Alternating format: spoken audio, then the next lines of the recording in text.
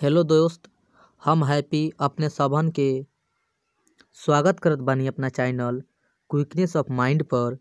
आज के हमनी के जौन वीडियो बा उ क्लास 10th भोजपुरी के खातिर बा। ठीक बा, क्लास 10th भोजपुरी खातिर बुक के नाम बा पान फूल। आज हमनी के 10 मिनट के पढ़ाई से, मात्र 10 मिनट के पढ़ाई से एग्जाम में 5 से 6 नंबर स्कोर करब जा। ठीक, तब वीडियो बहुत ही इम्पोर्टेंट बा, एकरा के अपने लगिन देखम जा। ठीक, तो चली हमनी अपना मेन मुद्दा पर पहुंच जाता इंसान। चली अब देखल जाओ। देखिए क्वेश्चन का पूछल जाला, हर साल एग्जाम में पूछल जाला क्वेश्चन कि कौन चैप्टर कौन लेखक लिखने बानी। ठीक, चाहे कोनो चैप्टर के नाम रख दिया आ पूछल जाई कि कहानी ह कि कविता ह, तो एंगे बतावे के पड़ेला। आ ऑब्जेक्टिव में ई न हर साल 5 से 6 गो ऑब्जेक्टिव के क्वेश्चन आवेला। तो ई हमनी के देखल बहुते जरूरी बा, बहुत ज़्यादा इंपॉर्टेंट बा। तो चली एकरा के हमनी देख लेवत बनी जा। ठीक बा, देखी पहले का बा विषय वासना। ई जौन चैप्टर बा एकर लेखक के ह, तो एकर विषय वासना जौन चैप्टर बाटे ना, एकर लेखक हैं संत शिव नारायण जी। कौन?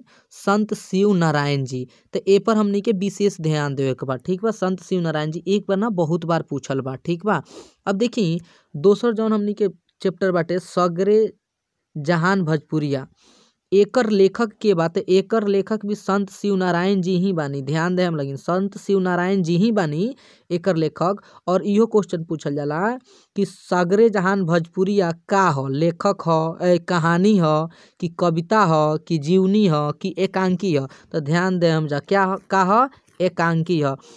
हम ना कहब कि एक अपने सभी कॉपी पेन अभी उठाई और साथे साथे लिख ली, काहे कि ई हर साल 5 नंबर के पूछल जाले। ठीक बा, बहुत इम्पोर्टेंट बा। ठीक, चली हमने फिर देखब जा दोसर। देखी साधु भाई के पद, ई जोन बानू ई का है? देखी एकर लेखक जे बानी, रचनाकार संत पलटू दास बानी, संत पलटू दास बानी। तो ध्यान दे अब जा, लिख लेब जा।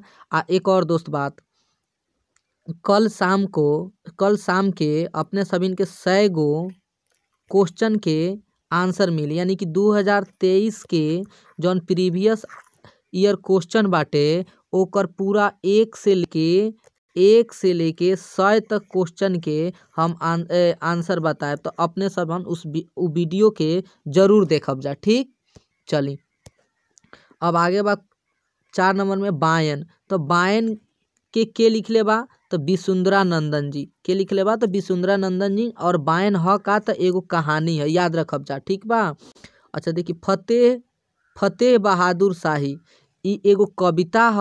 आई कविता के लेखक के बा कुलदीप नारायण। ठीक बा, तो याद रखब जा। भारत रत्न डॉक्टर भीमराव अंबेडकर, ई जौन चैप्टर बा भोजपुरी में, ई एगो जीवनी है। केकर जीवनी है? तो भीमराव अंबेडकर जी के जीवनी है। ए पर ध्यान देहब जा। ठीक, बहुत बार पूछल बा क्वेश्चन। ऐसे हम काल अपने के जौन 100 नंबर के कराएम क्वेश्चन, उनमें अपने देखब जा, बहुत क्वेश्चन पूछल बा ऐसे, बहुत ज़्यादा। ठीक बा, मतन के कहानी देखी एगो कहानी ह। एकर लेखक के बारे तो तक्षी शिवशंकर, याद रखब जा।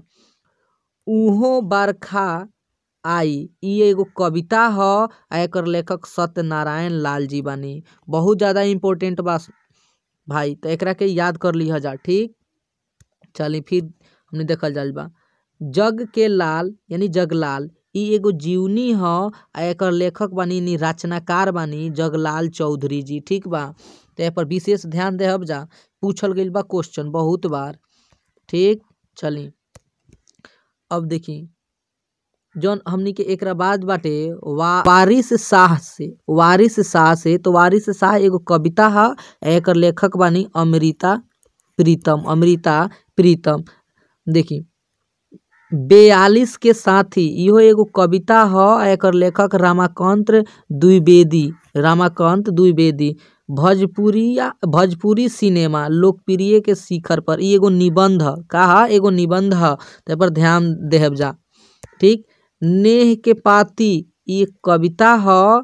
एक एक लिखले बानी गोरख पांडे जी के, गोरख पांडे जी। आ कबड्डी देखी, कबड्डी बहुत बार पूछल गइल बा, अपनहु सब देखले होखे क्वेश्चन तो अपने के पता होई। आ कबड्डी जो है ना एगो कहानी ह, ठीक कहा कहानी ह। ठीक, अब देखी आग पर तप रहल जिंदगी, इ एगो कविता ह। एक एक लिखले बानी के प्रेमचंद्र झा के, प्रेमचंद्र झा। आ भोजपुरी लोक नाट्यम आ डोमकच, इ एगो निबंध ह। तो बहुत बार पूछल गइल बा हमर दोस्त, तो इ सब याद रखब जा अपने।